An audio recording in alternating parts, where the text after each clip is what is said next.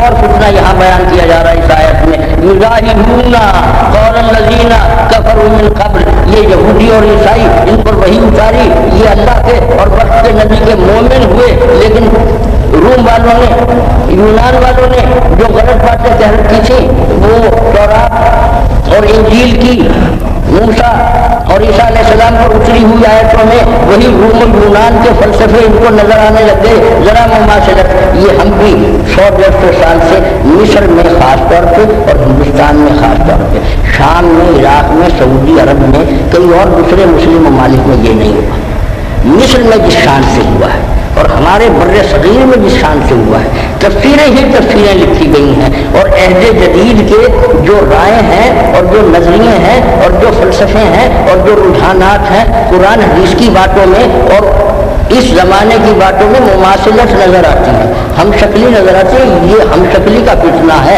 मुज़ाहात का फितना, युज़ाहिदूना क़ौल अल्लज़ीना, कि ये जो पहले जो इससे पहले कुफ्र कर चुके हैं उन काफिरों के अक़वाल में और अल्लाह की वही की बातों में मुशाबहत की थोड़ी सी नज़र आ गई।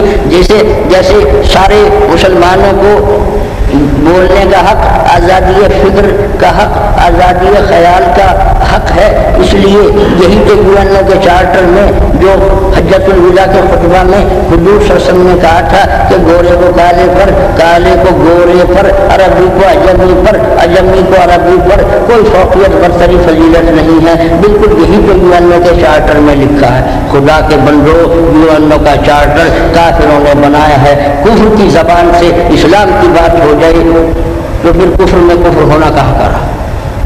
कभी ज़ाहिरी मुमाशरत नजर आती है, जमहूरियत में कभी नजर आती है, कभी इश्तिराकियत में। जब मार्क्स का फलसफा 50 मुल्कों में हो गया, इन्हें इस्लामी इश्तिराकियत नजर आने लग गई। जब जमहूरियत का रुझान चल पड़ा फिर इस्लामी जमहूरियत नजर आ गई, यानी कुरान का, इस्लाम का, रसूल कुरान का अपना जाती खुद मुख्तार मुकम्मल तो कुछ है नहीं, दूसरों के पास है। यानी कुरान आएगा, हम अपने अल्लाह के अल्लाह होने के मायने पूछेंगे,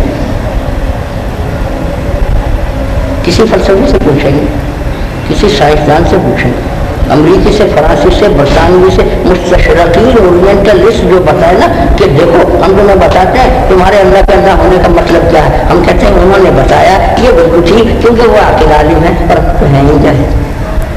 ये ज़ाहिरी मुमासिलत का धोखा, इससे भी गुमराही की सूरतें पैदा हुई हैं।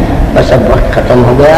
आपकी आंखें ये कहती हैं कि बातें सुनने से ऐन वक्त पर नमाज पढ़ लेना, क्योंकि नमाज ही पढ़ने आए हैं।